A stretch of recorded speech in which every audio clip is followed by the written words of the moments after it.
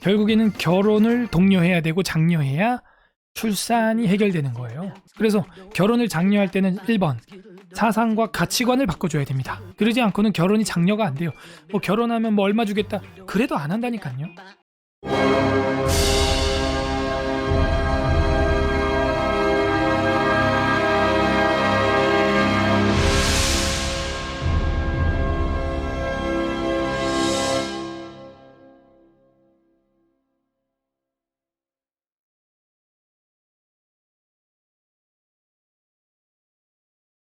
그래서 우리 저출산 문제가 아주 심각하다. 저는 그렇게 생각이 들어요. 이제 OECD 국가 중에서 제일 먼저 자연적으로 없어질 나라 대한민국이다. 그렇게 봅니다. 뭐 통계학적으로 이건 뭐 다 나온 거니까요. 감자를 2개 심었는데 2개 나왔다. 여러분이 농부면은 기분이 어떻겠어요? 감자를 이 봄에 이제 밭일들 많이 하시던데 감자를 2개 심었는데 가을에 가서 2개 나왔다. 여러분이 농부예요. 기분이 어때요?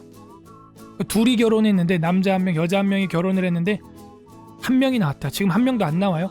0.9295 그래요. 우리가 대한민국이 감자 2개 심었는데 1개도 온전한 1개가 안 나와요. 농사가 잘 된 겁니까? 농부가 어떻게 하겠어요? 감자를 어떻게 하겠냐? 감자를 그냥 다 뽑아버리죠. 그러니까 농부 대신 주님이 보실 때 우리 기독교인들도 자녀를 안 낳는다는 거예요. 근데 조금 더 연구를 해보면요, 자녀를 안 낳지 않아요. 내가 보니까 결혼한 사람들은요 이렇게 자녀 많이 낳아요. 저희 김포 한강 신도시는요 애 3명 낳은 거 가지고는요 명함도 못 내밀어. 제가 김포 한강 신도시에서 아이들 출산할 때마다 출생신고하러 주민센터 가잖아요. 명함도 못 내밀어요. 제가 셋째 넷째 신고하는데요, 주민센터 공무원이 뭐라 그러냐, 여기 한강 신도시에는 5째 신고한 사람도 있다는 거예요. 헐. 특히 김포 한강 신도시에는 애들이 신도시라 그런지 수도권에서 가장 가까운 위성도시 김포 한강 신도시 엄청 많아요, 애들이.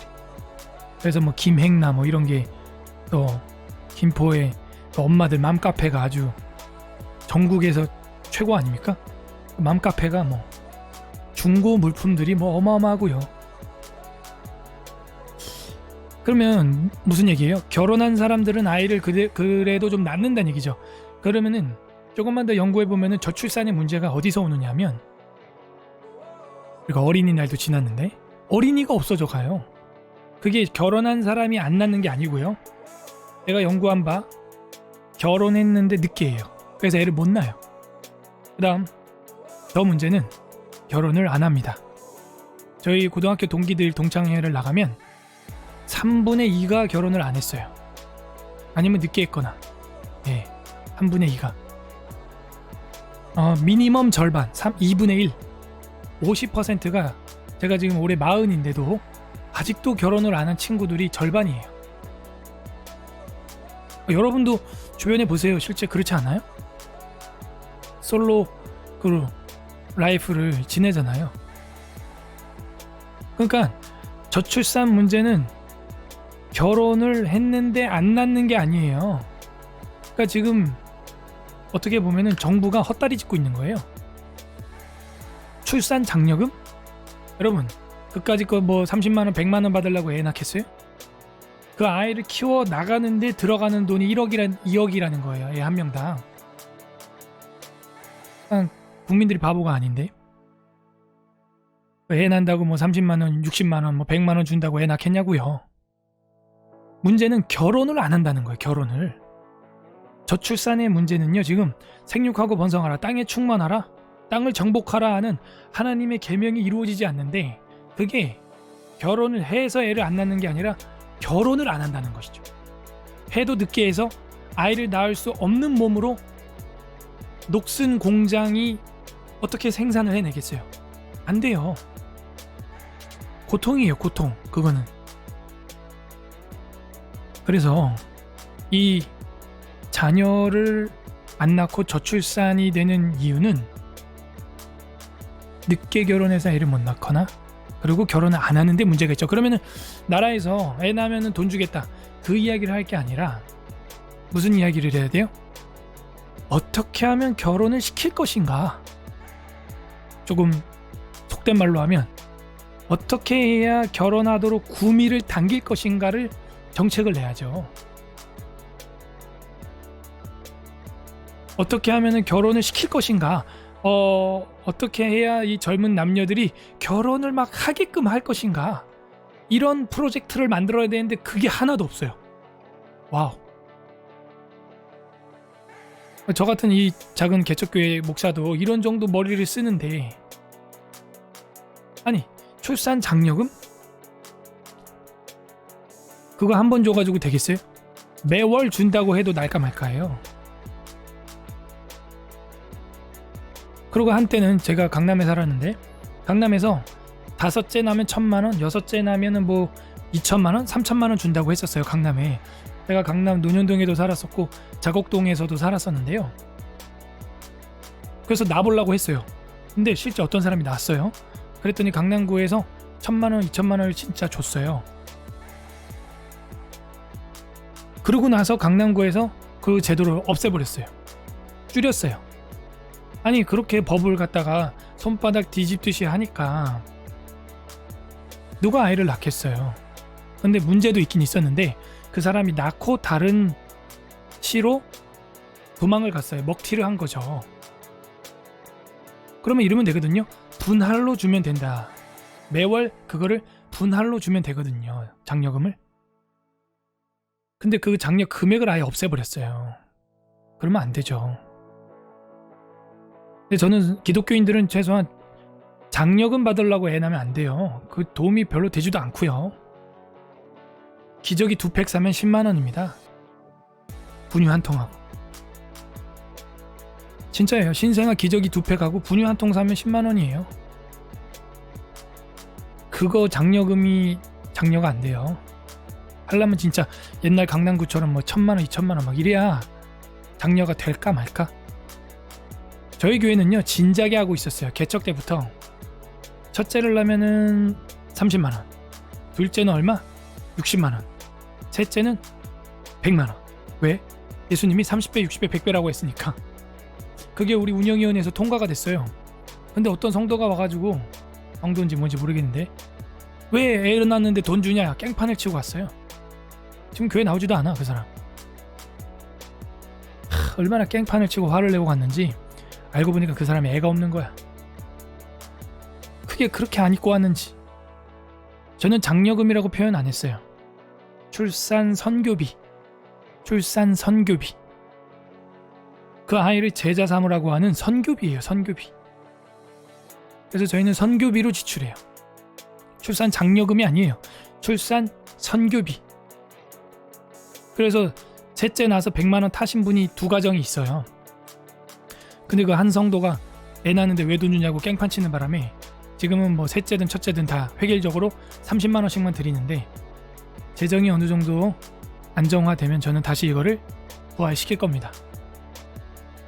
교회 안에 왜 생명과 출산 부서가 없냐 이거예요. 생명을 가장 중요시 여긴다면서요. 하다못해 안내팀도 있고 주차 봉사팀도 있어요. 근데 생명 출산 장려팀이 없어요? 출산 선교팀이 없어요. 이게 기독교 현실이에요. 우리가 얼마나 창의적이지 못하고 아이디어가 없는지 여기서 여실하게 드러나는 겁니다. 왜 출산 생명 부서가 없냐 이거예요. 아니 한 명 전도하려고 그렇게 애쓰잖아요. 그 태어난 아이를 완전히 나시린처럼 제자로 키우기 위해서 국가적으로는 바라지도 않아. 교회적으로 총회적으로 그 아이를 완전히 나시린처럼 키워야 될 거 아니에요. 그걸 못하고 있어요. 그거를.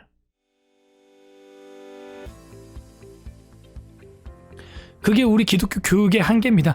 기독교 교육에 아이디어가 얼마나 없는지 보여주는 거예요. 답답한 거죠.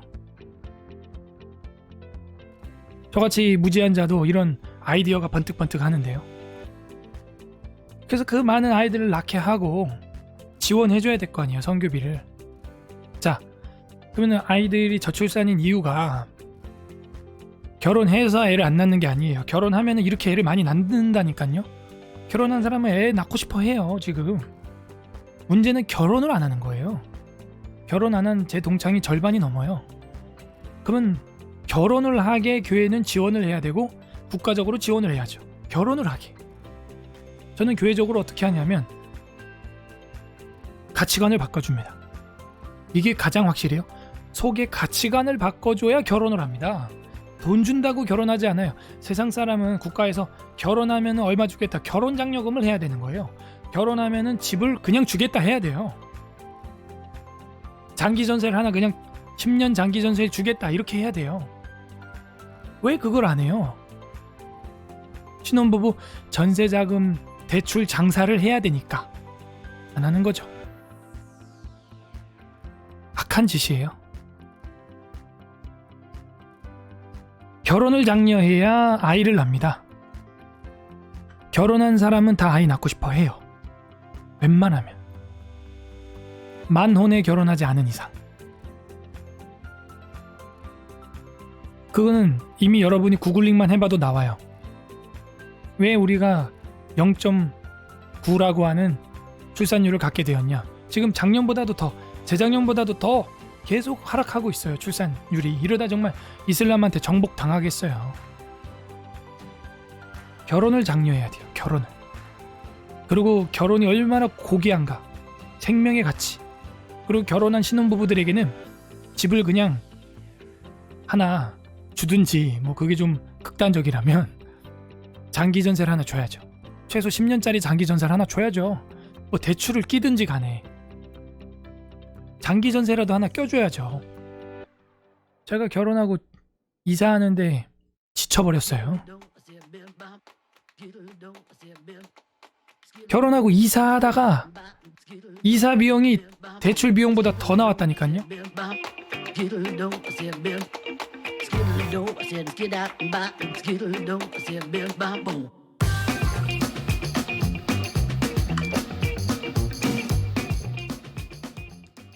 그래서 저는 우리 신혼부부들한테 결혼하고 어지간하면은 LH, SH에서는 장기 전세나 이런 거 들어가고, 또 어지간하면은 무리해서라도 집을 사라 그래요. 그냥 집을 사라.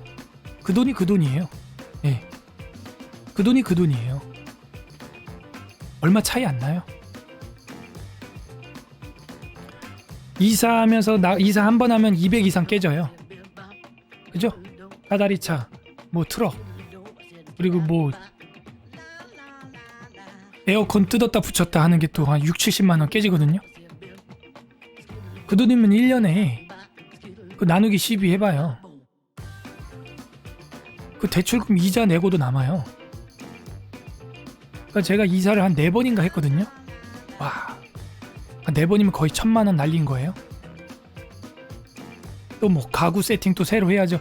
이사하면서 부서지는 가구는 또 한두 개입니까? 그래서 저는 신혼들한테, 우리 청년들한테 그렇게 권장 안 해요.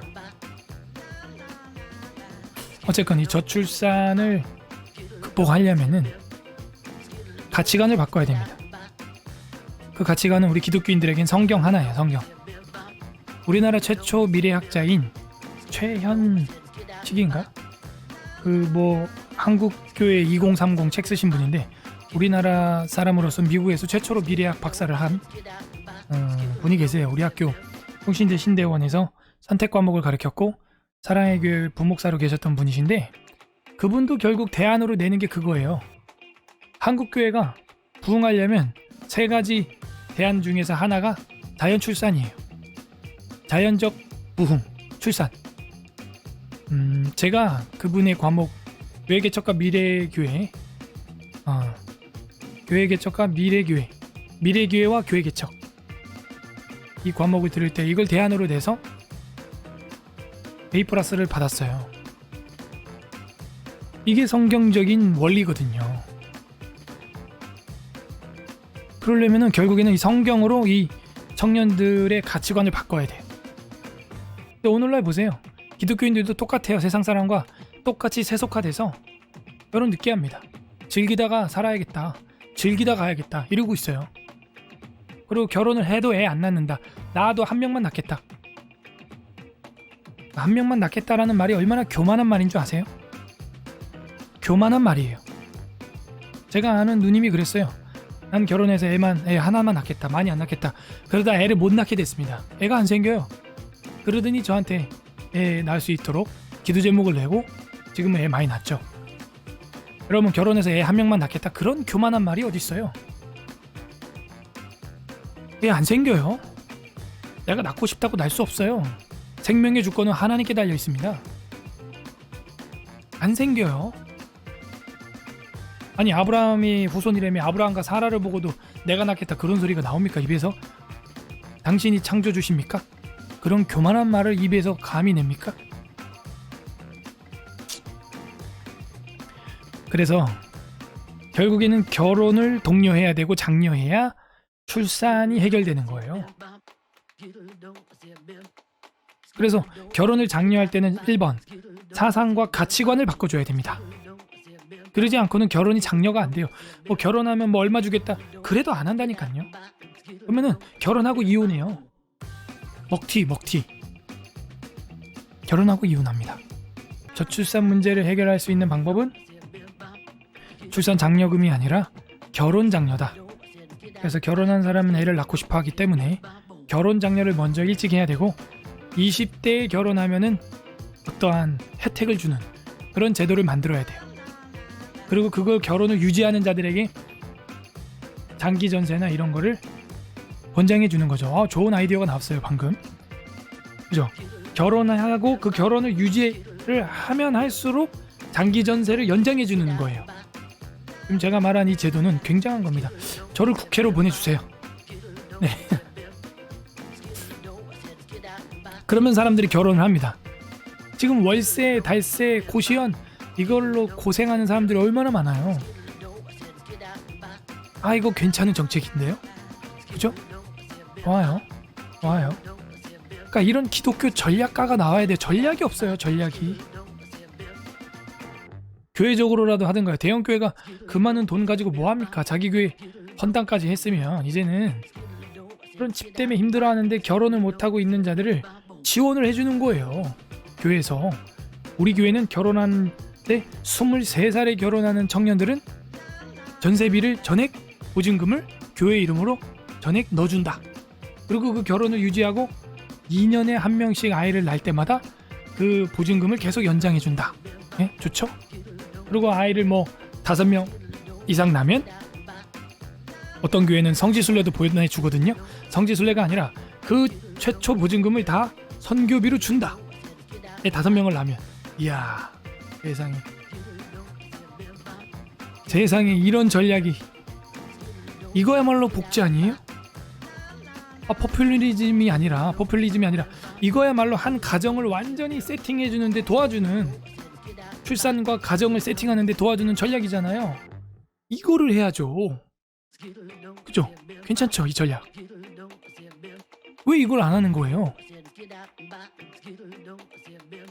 굿 아이디어. 국민청원 해야겠다 이거. 국민청원 괜찮죠? 목사님 무슨 놈의 23살입니까? 돼요. 저희 교회는 그런 거 아무것도 없어도 23살에 결혼한 애들이 3명이 넘어요. 제가 주례해줬습니다. 쿨하게 제가 23살에 결혼했다니까요. 진짜로. 그리고 아이 낳은 애도 있어요. 아이 안 낳고 공부하고 있는 친구들도 있고, 24살에 결혼한 친구는 지금 아이가 또 하나 있고요. 결혼하면 꽝이다 그런 거 없어요. 결혼하고 애 낳고도 국가 지원으로 대학교 다니는 친구들이 있어요. 23살에 결혼한 친구들이 3명이 넘어요. 24살에 결혼한 친구도 있고 5세 한 친구도 있어요. 그렇게 젊어서 결혼해야 애를 이렇게 팡팡 낳을 수가 있어요. 애가 안 생겨요. 30 넘어서 결혼하면 애가 안 생겨요. 해도 계류유산을 한두 번 해야 또 애가 생깁니다. 계류유산. 그러니까 이 기독교의 전략가가 없는 거예요. 생육하고 번성하라. 2차 성징이 나타난 지가 언젠데 10년이 지나도 결혼을 안 해요. 2차 성징이 나타나고 10년이 지났으면 결혼을 해야죠. 그죠? 그리고 아이를 낳을 수 있는 나이도 그렇게 젊을 때는 그냥 팡팡 나요. 고통 오래 안 합니다. 수술 안 해요. 그냥 나요, 그냥. 30 넘잖아요. 제왕절개 해야 되고 뭐 응급실 실려가고 막 우리 성도들도 힘들어요. 근데 20대 결혼한 애들은요. 그냥 팡팡 나요, 애를. 그게 하나님의 창조 원리예요. 창조 원리. 자녀를 아주 잘 낳아요. 그리고요. 애를 안고 막 양쪽 손에 막 안고 메고 이래도요. 헬스 운동한다고 그러고 막. 근데요, 저는요, 지금 애 절대 안 안아요. 제가 애 안 안은 지 꽤 오래됐어요. 안으려면 앉아서 안아요. 이렇게. 앉아서 안아요. 허리 때문에. 허리 아파서. 제 애도 안 안아요, 제가. 그냥 넙죽넙죽 큰일 납니다. 허리 나가요. 허리 염좌 와요, 염좌. 아. 그래서 저는 정말 일찍 결혼하려고 했는데, 안 도와줬어요, 환경이. 예. 그래도 악을 쓰고 기를 써서 31에 한 거예요. 근데 그것도 빨리 했다 그래. 뭐가 빨라요? 힘들어 죽겠는데. 그러니까 20대 해야 애들 막 들쳐매고 헬스 운동한다. 난 애들 안고 막. 그리고 애 때문에 날 새는 일이 한두 번입니까? 특히 여성분들. 근데 젊었을 때 20대에는 날방 까는 거 괜찮아요. 하루 정도. 근데 30 넘잖아요? 짜증나요. 힘들어요. 그러니까 부부간의 갈등도 커져요. 짜증나니까 스트레스가 올라가니까 부부간에도 막 예민해지는 거예요. 그래서 막 저한테 부부 상담 오고 막 그래요. 스트레스 수치가 높아지니까. 그래서 20대 결혼을 해야 돼요. 20대 결혼하면 대학 공부 못 하잖아요. 그게 아니라니까요. 20대 결혼하고도 지금 해외에서 공부하고 있는 저희 성도도 있고요. 국내에서 회사 다니면서 대학 다니는 성도도 있어요. 여러분, 공부는 때가 있어. 젊어서 공부해야지 무슨 결혼이야. 정반대죠. 결혼이 때가 있어요. 결혼이 때가 있고요. 공부는 평생 할 수 있어요. 석박사 학위는요. 40대에도 할 수 있습니다. 50대에도 할 수 있어요. 저랑 같이 총신대 일반대학원 신약신학에 67세에 박사과정 들어온 목사님 계세요. 저는 37세에 들어갔고 공부는 평생 하는 거예요. 평생. 결혼이 때가 있어요. 결혼의 때를 놓쳐서 지금 혼자 지내는 분이 얼마나 많아요. 그리고 나이가 차니까 아무나 또 못 만나요. 또 다 결혼해서 품절 남녀가 돼가지고 몇 명 안 남았어. 근데 그 중에 또 만나려니까 확률이 확 줄어들죠. 힘들어요. 그래서 명언이 나오는 거예요. 결혼은 때가 있고 공부는 평생 하는 거다. 이걸 뒤집어야 돼요. 뒤집어야 돼요. 공부 언제든지. 지금 저희 교회도 애가 이제 뭐 뱃속에 애까지 4명인데 지금 총신대 대학원 제가 추천서 써가지고 지금 상담대학원 다니시는 성도도 계시거든요.